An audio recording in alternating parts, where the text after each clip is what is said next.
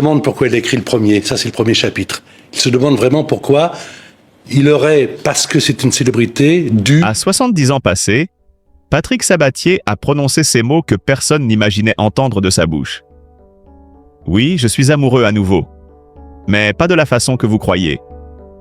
Une phrase simple, presque chuchotée, mais qui a résonné comme un coup de tonnerre dans le paysage médiatique français. L'homme qu'on croyait brisé, retiré, oublié par la télévision, venait de faire un aveu qui bouleversait tout. Derrière le sourire d'animateur, il restait un cœur meurtri, mais vivant. Ce jour-là, les plateaux semblaient un arbre suspendu. Patrick Sabatier, l'ex-vedette absolue du petit écran, celui qui avait fait pleurer la France entière avec avis de recherche et fait trembler les puissants dans Le jeu de la vérité, se livrait sans filtre. Fini les paillettes, fini les projecteurs. Il ne parlait plus d'audience ni de succès, mais d'amour, de perte et de renaissance. Et dans ses yeux, on lisait une vérité longtemps refoulée. Celle d'un homme qui a tout eu, tout perdu, puis appris à s'aimer à nouveau. Comment en est-il arrivé là? Comment celui que l'on appelait autrefois le roi du PAF a-t-il pu connaître une telle chute? Les plus jeunes l'ignorent peut-être, mais Patrick Sabatier fut l'un des visages les plus populaires des années 80 avant de devenir, du jour au lendemain, persona non grata sur toutes les antennes. Une dégringolade aussi brutale que spectaculaire provoquée par un scandale qui a marqué à jamais la télévision française. Ce récit n'est pas seulement celui d'une carrière brisée, mais celui d'une rédemption silencieuse. Derrière le vernis médiatique, il y a un homme confronté à la solitude, à la honte, à la peur du vide. Et c'est précisément ce qui rend son aveu si bouleversant. Après le tumulte, il n'a pas retrouvé une femme, mais une raison d'exister. Aujourd'hui, Patrick Sabatier parle sans détour, sans masque. Et en l'écoutant, on comprend que son « nouvel amour » n'est pas un nom à révéler, mais une leçon de vie. Aimer, malgré tout, même quand le monde vous a tourné le dos. Personne n'aurait pu prédire la suite. Car derrière cette confession apaisée se cache l'une des chutes les plus brutales que la télévision française ait connues. Patrick Sabatier, idole du public, producteur adulé, symbole d'un âge d'or où la télévision faisait battre le cœur du pays, a un jour tout perdu, en une seule soirée. Décembre 1990. TF1 diffuse une émission baptisée « Et si on se disait tout ?» Un talk-show censé réconcilier les Français avec l'intime, orchestré comme un grand moment de bienveillance.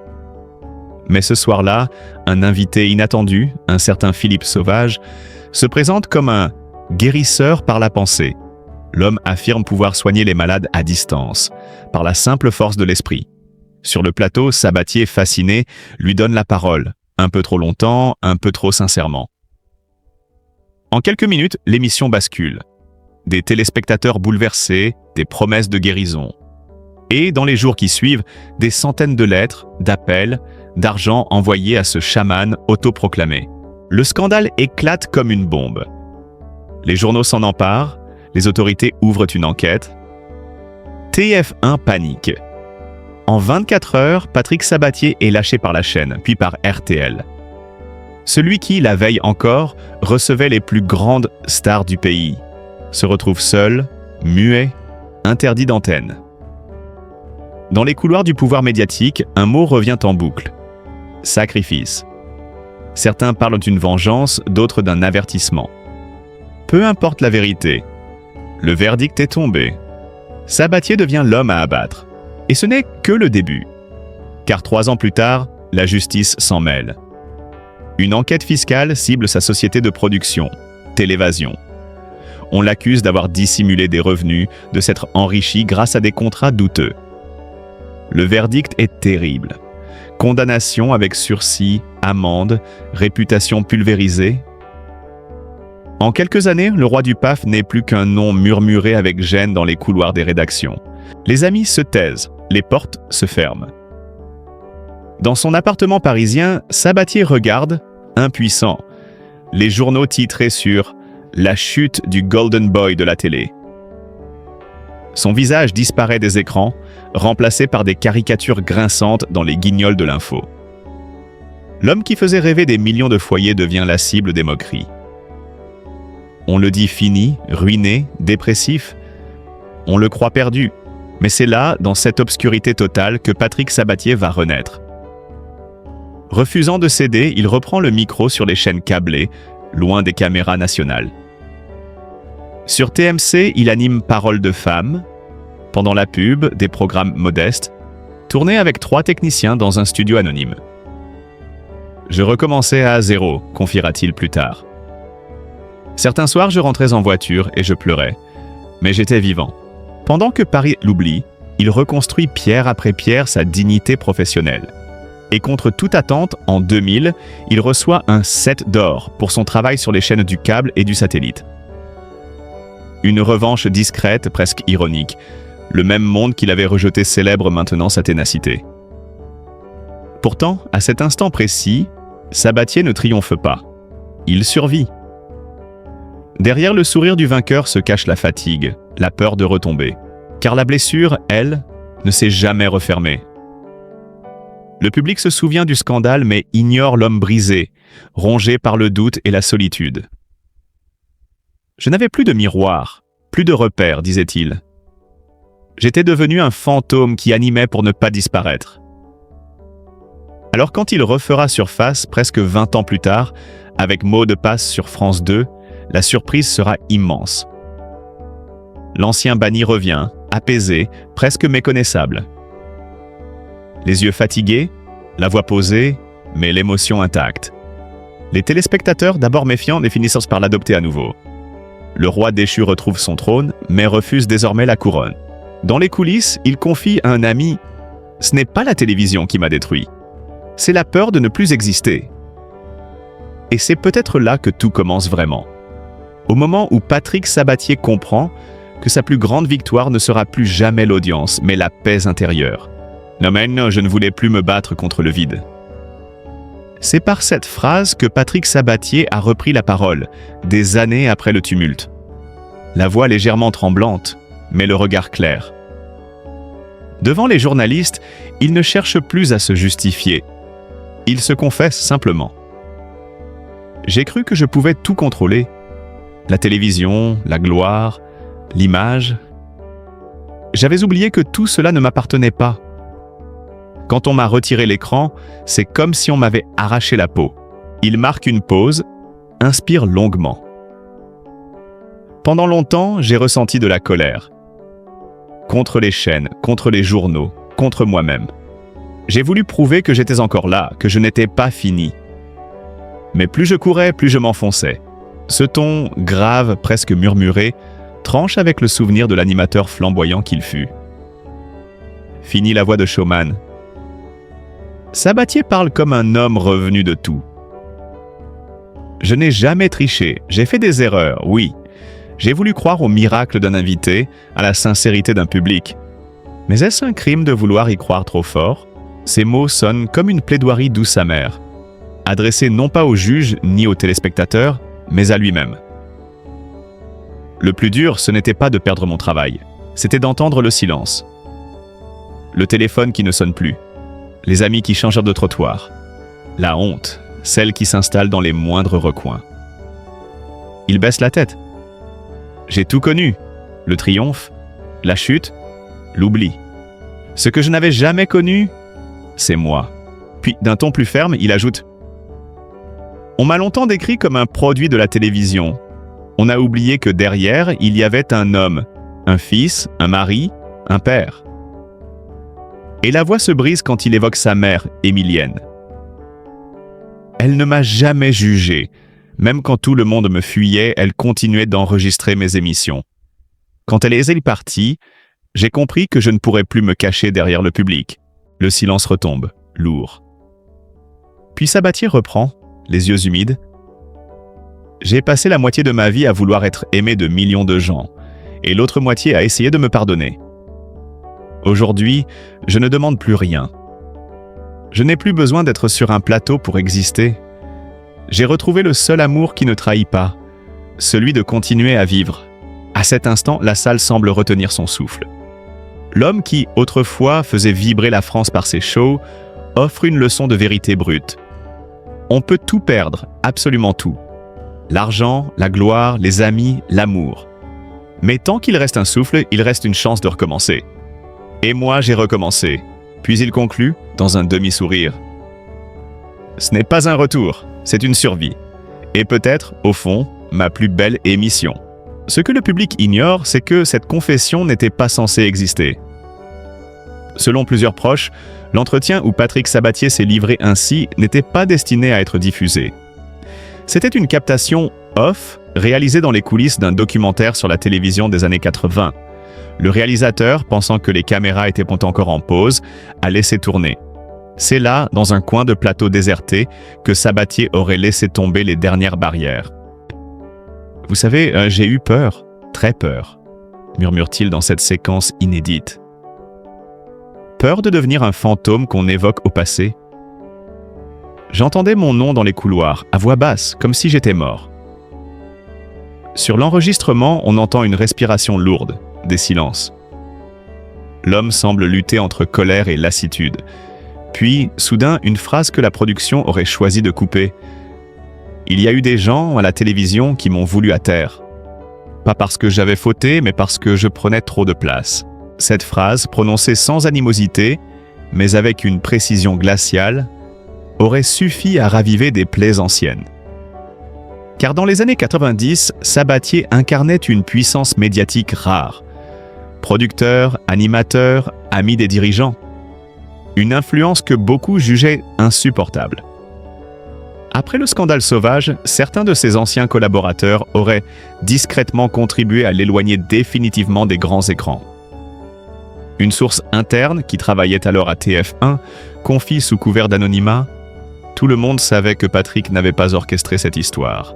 Mais il fallait une tête à couper, et il avait la plus visible. » Un autre détail glaçant apparaît dans les archives internes de Télévasion, la société qu'il avait fondée.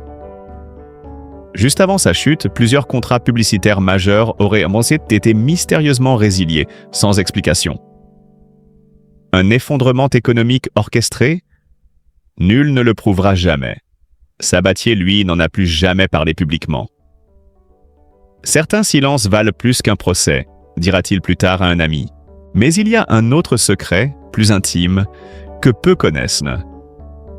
Durant les années d'exil médiatique, Sabatier aurait tenu un carnet, un journal de bord de sa reconstruction. Selon une personne proche du dossier, ce carnet contient des noms, des notes, des réflexions crues sur le système télévisuel. Ce n'est pas un règlement de compte, expliquera-t-il. C'est mon antidote. Un passage en particulier, resté inédit jusqu'à présent, révèle sa lucidité. Le jour où tu crois que la lumière t'appartient, elle te brûle. Moi, j'ai confondu admiration et amour. J'ai payé le prix fort, celui du silence. Ce carnet, dit-on, dort aujourd'hui dans un coffre privé que Sabatier n'a jamais rouvert. Certains proches affirment qu'il a promis de le publier après sa mort, quand plus rien ne pourra blesser personne. D'autres prétendent qu'il l'a déjà détruit.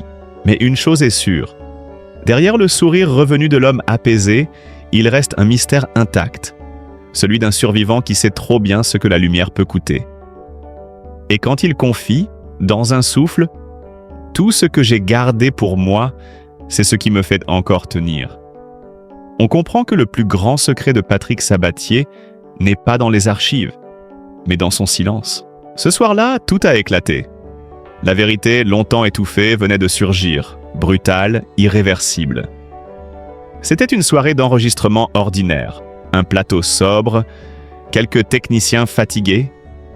Et puis, sans prévenir, Patrick Sabatier s'est levé.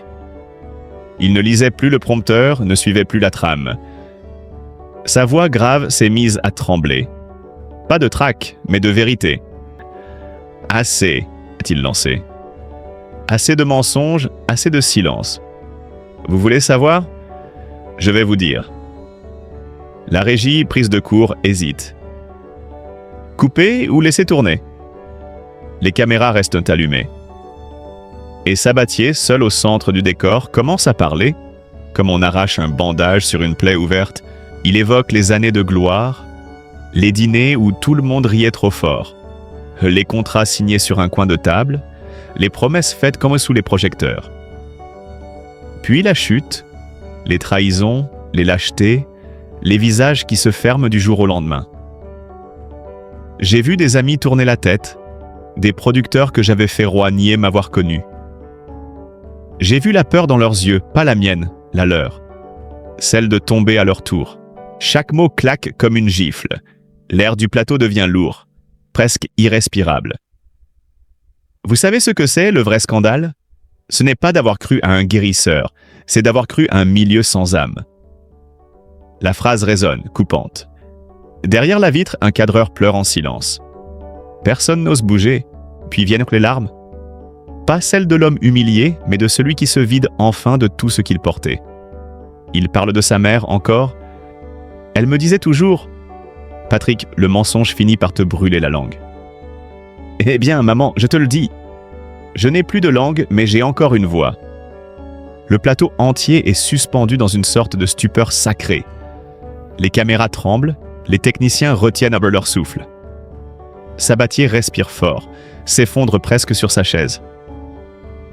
Pendant 30 ans, j'ai essayé de réparer mon image. Ce soir, je veux juste me réparer moi.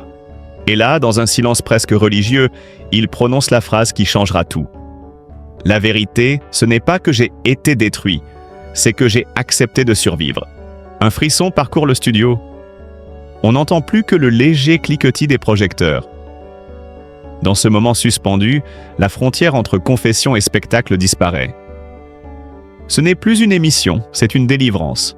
Les témoins présents ce jour-là racontent que, lorsqu'il s'est levé pour partir, personne n'a osé l'arrêter.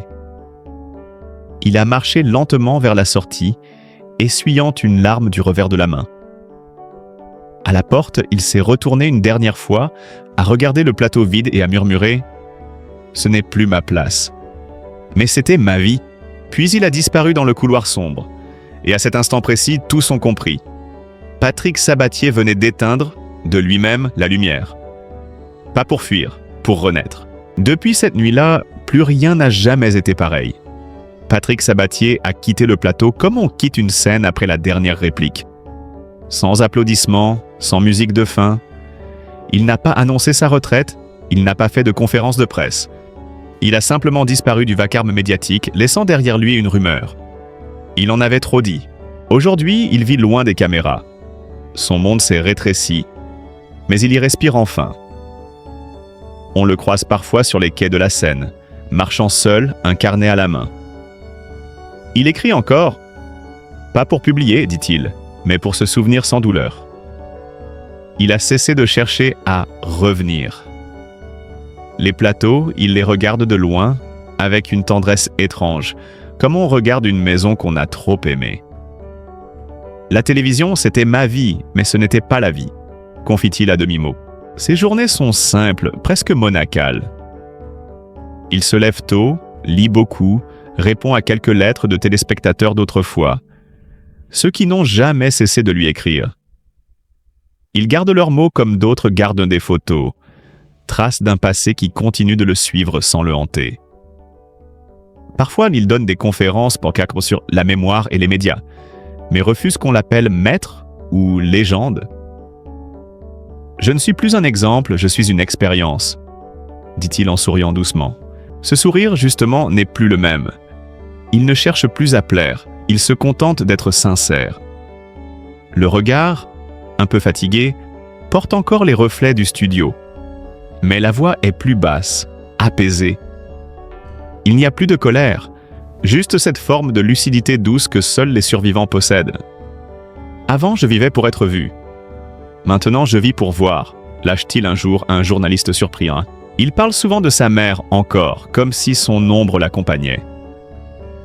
Dans son appartement parisien, une photo d'elle trône sur une étagère, à côté d'un ancien micro doré. « C'est ma seule décoration, dit-il. » Chaque matin, il lui adresse un salut discret avant d'ouvrir la fenêtre, comme un rituel. Sa solitude, il ne la fuit plus. Il la cultive. Elle est devenue son refuge, son équilibre fragile.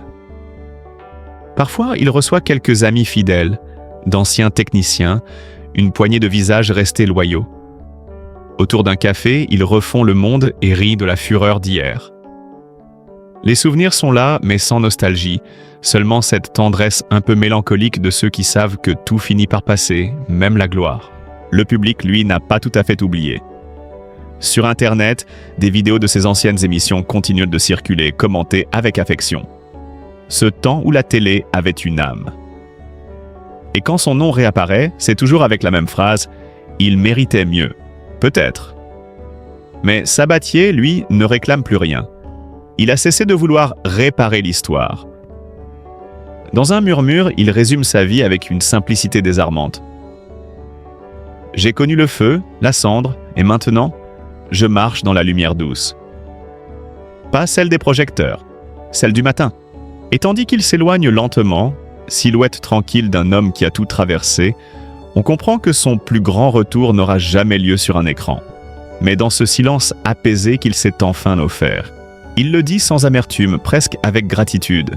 « J'ai compris que la gloire n'était qu'un éclair dans la nuit. Ce qui reste, c'est la chaleur des gens qu'on a aimés, et le courage de se relever quand tout s'éteint. Le temps, lui, a fait son œuvre. Il a poli les angles, apaisé les rancunes, effacé le tumulte. Patrick Sabatier n'est plus le présentateur qu'on applaudissait, ni le coupable qu'on jugeait. Il est simplement un homme face à lui-même, nu sous la lumière du temps. La célébrité s'efface, l'amour se transforme, la solitude devient compagne. Et peut-être que c'est cela la vraie victoire. Apprendre à vieillir sans amertume, à aimer sans condition, à se souvenir sans souffrir.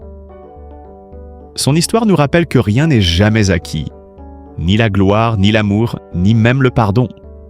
Tout se gagne, se perd, se recommence. Et dans ce mouvement, il y a la beauté d'être humain. Alors si cette histoire vous a touché, si vous croyez qu'il existe toujours une lumière après la chute, laissez un mot, un signe. Partagez ce récit, abonnez-vous, et continuons ensemble à écouter ces voix qui, même brisées, continuent de parler au cœur.